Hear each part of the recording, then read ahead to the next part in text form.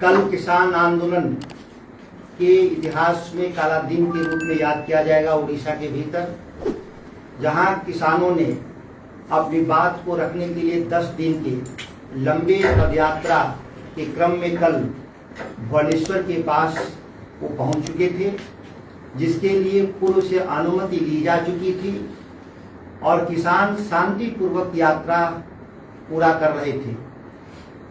हम लोगों को, राकेश टिकैत जी और मुझे, दिनेश जी, सभी लोगों को कल पदयात्रा में हमको शरीक होना था, लेकिन जब हम लोग ट्रैक्टर से उस पदयात्रा में शरीक होने के लिए भुवनेश्वर से जब आगे बढ़ रहे थे, बीच रास्ते में ही उड़ीसा पुलिस के हजारों बल को लगाकर बिना कोई नोटिस, बिना कोई वारंट और बिना कोई अनुमति का सीधे पुलिस के द्वारा कस्टडी में ले लिया गया। हम लोगों को, राकेश टिकैत जी, दिनेश जी और मुझे बिना बताए हुए पुनः इस circuit house, state guest house में लाकर नजरबंद कर दिया गया और किसान आंदोलन के नेता अक्षय कुमार जी, मनोहर जी और तमाम लोगों को उन लोगों ने हिरासत में लेने का काम किया। जैसी कि सूचना अभी तक मिल रही है, क्योंकि उड़ीसा के जो किसान आंदोलन से जुड़े हुए सारे नेता या तो भूमिगत हो गए हैं या उनको गिरफ्तारी हुई है, या ऐसे हजारों लोग को बसों में उठा करके जंगलों में कहीं दूर दराज के इलाके में रात को छोड़ दिया गया, जहां वो भूखे प्यासे हैं। यह एक विषम परिस्थिति है उड़ीसा के लोकतांत्रिक इतिहास में, जहां इस राज्य के लोग अपनी वाजिब मांग के लिए धान खरीद को लेकर, लोन माफी को लेकर, बिजली सुविधा को लेकर, खेतों में पानी को लेकर, जिस काम को लेकर के आपके सरकार से कहना चाहते थे, वह सरकार सुनने के लिए तैयार नहीं। निश्चित तौर पर उड़ीसा के भीतर अघोषित आपातकाल की घोषणा की जा चुकी है और जिस तरीके से इस सर्किट हाउस में जहां हम लोग हैं, रात से ही पूरे भोजन को बंद कर दिया गया है, पानी बंद कर दिया गया है। कहा जा रहा है कि गैस सिलेंडर नहीं है, इसीलिए हम लोगों ने, यह हमारे प्रिविलेज का, एक इंसान होने के नाते भी हमारी ब्रीच है और एक पार्लियामेंट के मेंबर होने के नाते भी इस तरह का व्यवहार गैर कानूनी है, जिसको मैं कल लोकसभा के सत्र के दौरान भी इस बात को उठाऊंगा और हमारे आदरणीय नेता राकेश टिकैत जी आगे के आंदोलन के बारे में विस्तार से चर्चा करेंगे। और हमारे सभी साथी जो यहाँ पाए उनका भी धन्यवाद है, क्योंकि 30 और 31 तारीख का जो प्रोग्राम यहाँ पे था, बहुत विधिवत रूप से प्रोग्राम चला हुआ था। तो उससे मिलने जा रहे थे तो लोग 9 दिन की यात्रा करके भुवनेश्वर में किसान आ रहे थे साथी, लेकिन पुलिस ने उनको भी अरेस्ट करा और हमको भी अरेस्ट करा और हमको एक गेस्ट हाउस में यहाँ पे छोड़ दिया। और ये पता चला है कि करीब 13 लोग 14 लोग जेल में भेजे हैं। बड़े धाराएं लगाई उनके ऊपर। क्या ये आंदोलन को दबाने की साजिश है? शांतिपूर्ण तरीके से चलते हुए आंदोलन को सरकार ने खुद आज की मीटिंग की परमिशन दे रखी है और उसके बाद में भी, उसके बावजूद किसानों को उठाना, मेंबर पार्लियामेंट सुधाकर सिंह जी, दिनेश जी, हम सब लोग, हमको उठाना, उनसे मिलने न देना और उन सब लोगों को जेल भेज देना। तो यहाँ पे ये लगता है कि यहाँ पे एक बड़े आंदोलन की जरूरत है। यहाँ पे हम आएंगे, मीटिंगें करेंगे, हम डिस्ट्रिक्टों में जाएंगे, वहां पे लोगों को इकट्ठा करेंगे, वहां पे मीटिंगें करेंगे। सरकार से जो इशू है सरकार के, वो सरकार से बातचीत करेंगे, अधिकारियों से बात करेंगे। यहां तो बिल्कुल वैसा क्षेत्र है ये कि या तो इन्होंने यहाँ पे आंदोलन दिखा नहीं, या आंदोलन हुए तो उसको दबा दिया गया। तो इस तरह का ये भी एक भारत का हिस्सा है, जैसे दूसरे राज्यों में है, लोग आंदोलन करते हैं, अधिकारी लेवल पर बातचीत होती है, फिर सरकार लेवल पर बातचीत होती है। वो सिलसिला यहाँ पे भी शुरू करना पड़ेगा। हम गांव में जाएंगे, जितने हमारे नेता हैं उनको आप रिहा करो, उनको छोड़ो, और हम प्रोग्राम बना के दिल्ली से संयुक्त मोर्चा प्रोग्राम बनाएगा, और जब तक वे लोग हमारे रिहा नहीं होते, हमारे यहाँ पे मूवमेंट हमारे जारी रहेंगे, और हम वापसी जाके दोबारा फिर यहाँ पे आने का प्रोग्राम बनाएंगे।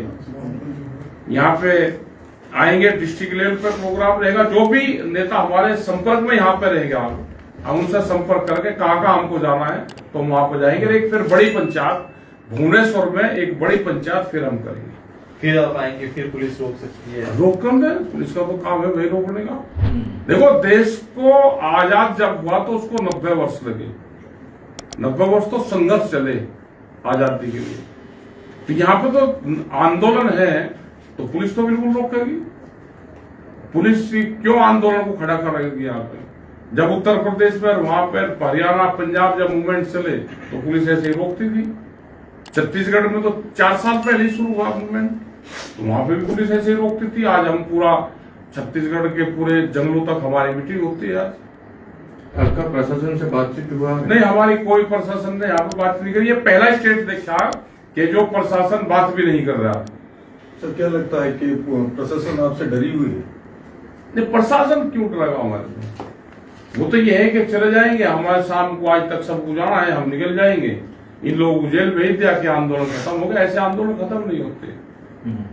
हम तो 1 दिन के लिए आए थे, अगली बार हम 8 दिन के लिए आएंगे, यहीं रहेंगे और डिस्ट्रिक्ट में जाएंगे, हम गांव में जाएंगे, डिस्ट्रिक्ट में जाएंगे, 4-5 प्रोग्राम लगा के आएंगे। लोगों को जागरूक गांव में करना पड़ेगा, हमको जो विलेज है उसमें करना पड़ेगा, जो वहां की लीडरशिप है उसको उठाना पड़ेगा, उसमें टाइम लगेगा। सरकार क्यों ऐसा कर रहा है, क्यों नहीं सुन रहे चाची का? ये जो सरकार है, ये पूंजीवाद की सरकार है, पूंजीपतियों की। ये किसान, चासी, आदिवासी, भूमिहीन किसान, मजदूर, लेबर, उसका है ही नहीं। हम गलत फहमी में है, हम वोट तो जरूर इनको देते हैं, हम गलत फहमी में है कि ये सरकार हमारी है। सरकार आपकी नहीं है, आपका तो वोट है, आपने दे दिया, खत्म हुई। अब उसका इस्तेमाल कहाँ करेगा? अब आपने तो अपने जेब से नोट निकाल कर दे दिया। अब ये थोड़ा कि वो नोट शराब की दुकान पर जाएगा या राशन की जाएगा या डॉक्टर के जाएगा, वो तो उसकी मर्जी जिस पर चले गया। आपने इनको वोट दे दिया, ये अपनी मर्जी से काम करेंगे। ये पूंजीवाद हावी हो गया है देश में, और ये सब जगह हाल यही है। जहां पे आंदोलन मजबूत है वहां पे कोई समस्या नहीं है, आंदोलन जारी है, और जहां पे कमजोर स्टेट है वहां पे आंदोलन करना पड़ेगा। आगे क्या बड़े रूप में आंदोलन होगा? बिल्कुल आंदोलन बड़े रूप में होगा। हम जाएंगे, संयुक्त मोर्चा में बातचीत करेंगे और यहाँ की मीटिंगें रखेंगे। यहाँ पे हमको मीटिंग रखनी पड़ेगी। अभी तो हमको ज्यादा भौगोलिक स्थिति भी यहाँ की जानकारी नहीं है। हम तो आए, पहली बार आए, 2 बार पहले यहाँ पे आए। अब लोगों से बातचीत करेंगे, जो नेता है हमारे बहन है हमारी, इनसे बात करेंगे। ये और लोग हैं, कुछ लोग जेल में रहेंगे, कुछ लोग बाहर रहेंगे, उन्हीं से ही हम काम चलाएंगे। सरकार कुछ कहना चाहेंगे मीडिया के माध्यम से? सरकार ये है कि हमारे लोगों को छोड़ दो, उनको सब लोगों को छोड़ दो, उनको यही है। कल उन्होंने देखा होगा ना, उत्तर प्रदेश, पंजाब, हरियाणा, उसमें क्या क्या हाल हुआ, सब देखा उन्होंने। भाई गिरफ्तारी हुई तो सब लोग पुलिस स्टेशन पर जाकर बैठ गए, और फिर यहाँ पे आएंगे तो करेंगे। गांव में जाना पड़ेगा हमको, गांव में मीटिंग करनी पड़ेगी, उसमें लगेंगे अभी यहाँ पे 3-4 महीने हाल लगेंगे यहाँ पे सिस्टम को ठीक करने में, हमको भी समझने में, तो अभी यहाँ पर टाइम लगेगा। किसानों की ऐसी कौन सी बात आप सामने लाना चाहते हैं या सरकार सुनना चाहती है, आप सोच रहे हैं?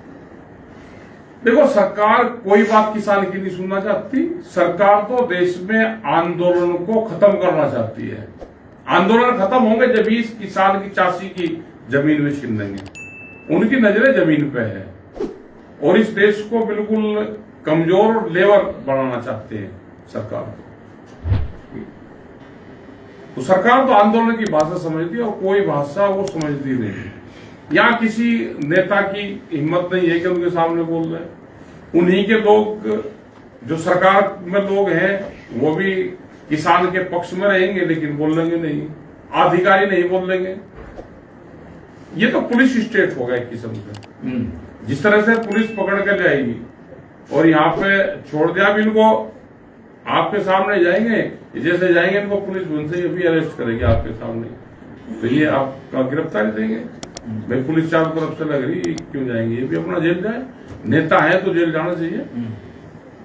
जाएंगे आपके सामने जाएंगे सर, पुलिस ले जाएगी इनको, अपना बड़े बड़े क्राइम केस लगाएगी, करोगे तो यहाँ पे मूवमेंट खड़ा करना पड़ेगा, जनता को खड़ा होना पड़ेगा। जनता साथ देगा है जी, उड़ीसा का जनता आपका साथ देगा? जरूर क्यों नहीं देगा? जरूर। नहीं, जरूर गांव के लोग तो साथ देते हैं।